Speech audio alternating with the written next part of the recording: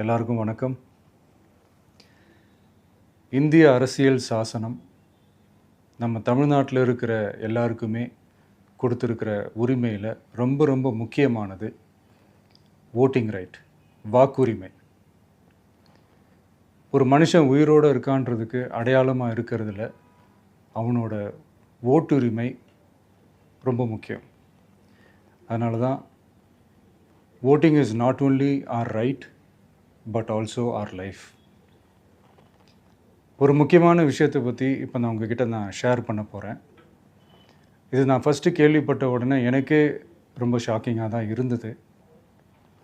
இப்போ நான் பேசிகிட்ருக்கிற இந்த நேரத்தில் தமிழ்நாட்டில் இருக்கிற நம்ம யாருக்குமே ஓட்டு போடுற உரிமையே இல்லைன்னு சொன்னால் நம்புவீங்களா?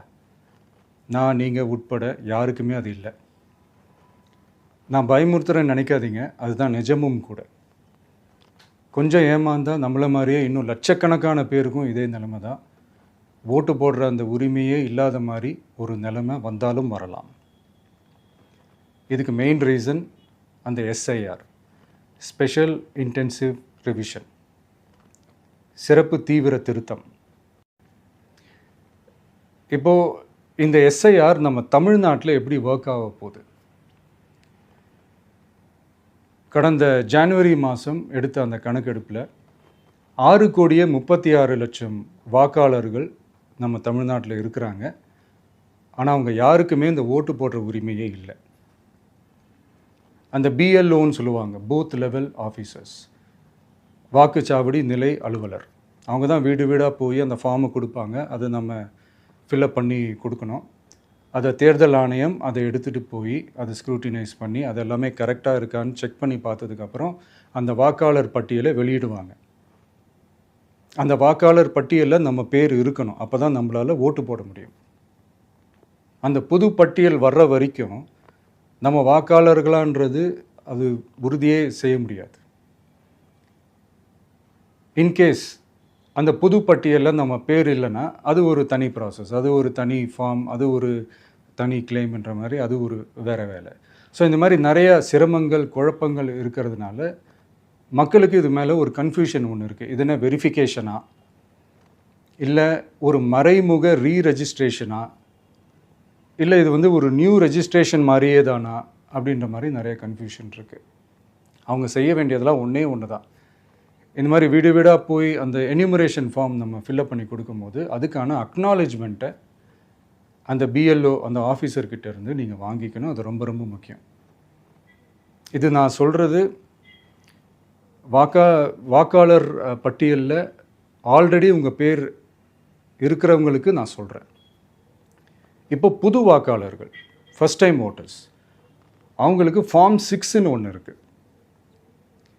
அதை நீங்கள் ஃபில்அப் பண்ணி நீங்கள் உங்கள் ஏரியாவில் இருக்கிற சம்மந்தப்பட்ட அந்த உங்கள் அலுவலகத்தில் நீங்கள் டைரெக்டாகவும் சப்மிட் பண்ணலாம், இல்லை நீங்கள் ஆன்லைன்லேயும் சப்மிட் பண்ணலாம். அப்படி ஆன்லைனில் நீங்கள் சப்மிட் பண்ணிங்கன்னா அதுக்கான ஸ்க்ரீன்ஷாட்டை எடுத்து வச்சுக்கோங்க.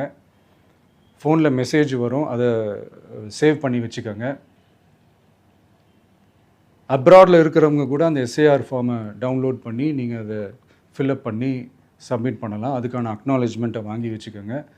ரொம்ப முக்கியமாக உங்களோட பிஎல்ஓ அந்த ஆஃபீஸர் யாருன்னு தெரிஞ்சு வச்சுக்கோங்க. இந்த தேர்தல் ஆணையம் அந்த வெப்சைட்டில் போனீங்கன்னா அந்த பர்டிகுலர் பிஎல்ஓ ஆஃபீஸரோட ஃபோன் நம்பர் கூட நீங்கள் எடுத்து வச்சுக்கலாம்.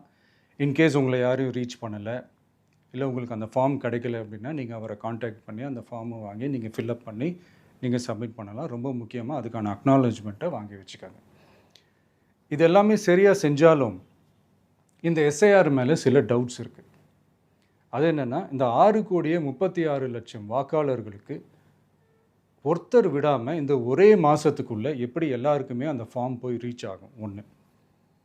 ரெண்டாவது, நீங்கள் வரும்போது வீட்டை பூட்டிட்டு வேலைக்கு போயிட்டு என்ன பண்ணுறது?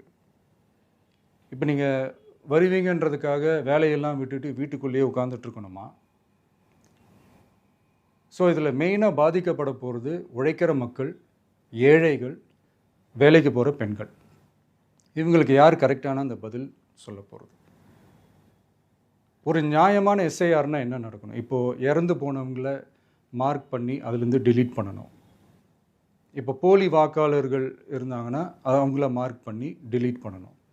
இப்போ ஆல்ரெடி ஓட்டு இருக்கிறவங்களுக்கு எதுக்கு இந்த ரெஜிஸ்ட்ரேஷன் என்ற பேரில் இவ்வளவு குழப்பங்கள் அப்படின்றது தான் எங்கள் கேள்வி.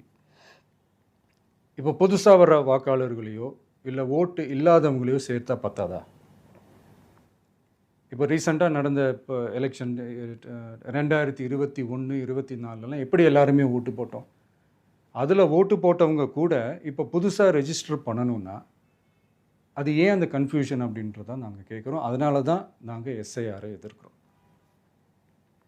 இப்போ புதுசாக சில கம்ப்ளைண்ட்ஸ்லாம் வர ஆரம்பிக்குது. அது என்னென்னா முக்கியமாக நம்மளுடைய டிவிகே தோழர்களுக்கு அந்த ஃபார்ம் கிடைக்க மாட்டேங்குது, கொடுக்க மாட்டேன்றாங்க அப்படின்ற சில கம்ப்ளைண்ட்ஸ். இது யார் பண்ணுறாங்க அப்படின்றது நான் தான் சொல்லி தெரிய வேணும்னு ஒன்றும் அவசியம் இல்லை உங்களுக்கு. இப்போ இருக்கிற ஆட்சியாளர்கள் அவங்களுக்கு கைப்பாவையாக இருக்கக்கூடிய சில பேர் இதை செய்ய ஸ்டார்ட் பண்ணியிருக்கிறாங்க. அதனால் மைடியர் வர்ச்சுவல் வாரியர்ஸ், இதை சாதாரணமாக எடுத்துக்காதீங்க. இது எல்லாருக்குமே அந்த ஃபார்ம் போய் ரீச் ஆகணும். இதில் ரொம்ப உறுதியாக இருங்க. அதையும் மீறி உங்களுக்கு அந்த ஃபார்ம் கிடைக்கலன்னா இருக்கவே இருக்கும் ஆன்லைன். தேர்தல் ஆணையம் அந்த வெப்சைட்டில் போய் அந்த ஃபார்மை டவுன்லோட் பண்ணி நீங்கள் ஃபில்அப் பண்ணி சப்மிட் பண்ணலாம். உங்கள் வீட்டில் இருக்கிறவங்களுக்கு நீங்கள் செஞ்சு கொடுங்க, பக்கத்து வீட்டில் இருக்கிறவங்களுக்கு செஞ்சு கொடுங்க, தெரிஞ்சவங்களுக்கு, தெரியாதவங்களுக்கு, பழகினவங்களுக்கு, பழகாதவங்களுக்கு எல்லாருக்குமே நீங்கள் தயவு செஞ்சு கொடுங்க.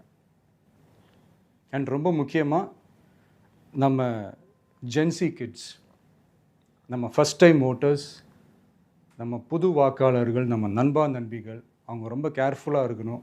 நான் ஆல்ரெடி சொன்ன மாதிரி உங்களுக்கான ஃபார்ம், அந்த ஃபார்ம் நம்பர் 6, அதை கரெக்டான டீட்டெயில்ஸோட கரெக்டான உங்கள் டாக்குமெண்ட்ஸை வச்சு அதை சப்மிட் பண்ணுங்கள்.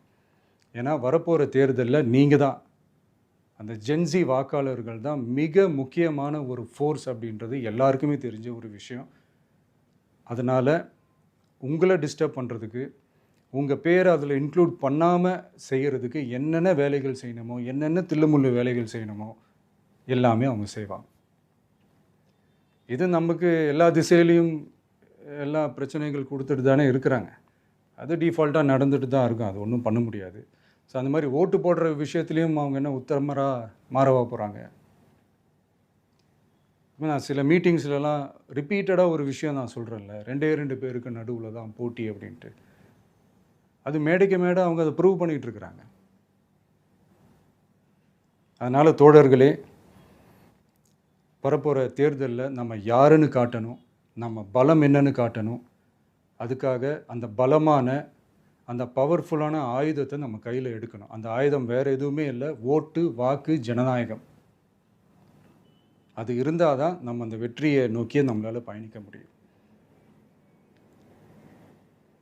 தமிழ்நாடே அந்த வாக்குச்சாவடி முன்னாடி திரண்டு நிற்கணும். அதை பார்த்துட்டு தமிழ்நாடே தமிழக வெற்றி கழகமா, இல்லை தமிழக வெற்றி கழகம் தான் தமிழ்நாடா அப்படின்ற மாதிரி இருக்கணும். வீடுன்னு ஒன்று இருந்தால் தான் ஓடு மாற்ற முடியும்னு அறிஞர் அண்ணா அவர்கள் சொல்லியிருக்கிறாங்க. அந்த மாதிரி ஓட்டுன்னு ஒன்று இருந்தால் தான் இந்த நாட்டையே காப்பாற்ற முடியும்.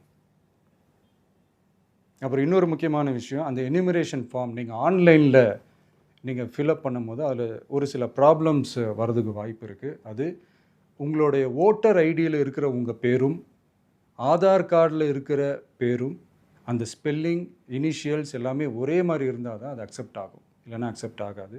அது கொஞ்சம் கேர்ஃபுல்லாக பண்ணுங்கள். அது கொஞ்சம் யூசர் ஃப்ரெண்ட்லியாக இருக்கலாமேன்னு கேட்டதுக்கு அதெல்லாம் முடியாது, அதுக்கெல்லாம் வாய்ப்பு இல்லை, அதுக்கெல்லாம் ஆளுங்க இல்லை, பண்ண முடியாதுன்னு ரிப்ளை பண்ணிட்டாங்க. ஸோ அதனால் மைடியர் டிவிகே தோழர்களே, மைடியர் ஜென்சி படை பலமே, உஷாராக இருங்க, கான்ஃபிடெண்ட்டாக இருங்க. நல்லதே நடக்கும். வெற்றி நிச்சயம். மீண்டும் சந்திக்கும் வரை நன்றி, வணக்கம்.